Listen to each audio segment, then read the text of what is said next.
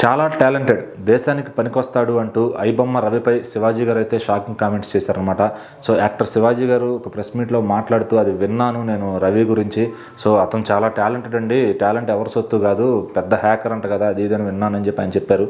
So ఇక్కడ ఏంటంటే అతన్ని వెంటనే తీసుకెళ్ళిపోయి ఏదేదో చేసేసి ఇబ్బంది పెట్టేయకుండా అతన్ని దేశానికి మంచి చేసే విధంగా మార్చి అతనికి మంచిగా ట్రైనింగ్ ఇచ్చి ఎథికల్గా హ్యాకింగ్ చేయించుకుంటే దేశానికి ఎంతో ఉపయోగపడతాడు, తన స్కిల్ని మన వాళ్ళు ఉపయోగించుకుంటే మంచిది అని చెప్పి ఆయనతో చెప్పడం జరిగిందనమాట.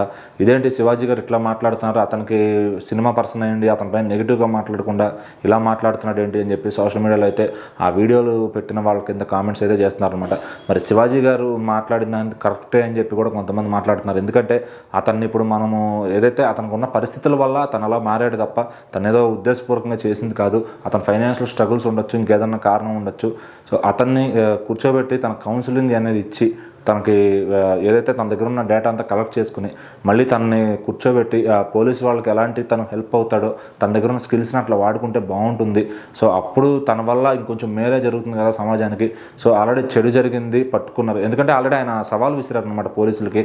సో పట్టుకోగలరా ఈ బొమ్మని అని చెప్పి దాన్ని చాలా సీరియస్గా తీసుకున్నారు తెలంగాణ సైబర్ క్రైమ్ వాళ్ళు. సో పట్టుకుని చూపించారనమాట. సో ఇదే విధంగా మూవీ రూల్స్ వాళ్ళ పైన కూడా పట్టుకోగలరా అని ఇప్పటికే చాలామంది సోషల్ మీడియాలో మాట్లాడుకుంటున్నారు.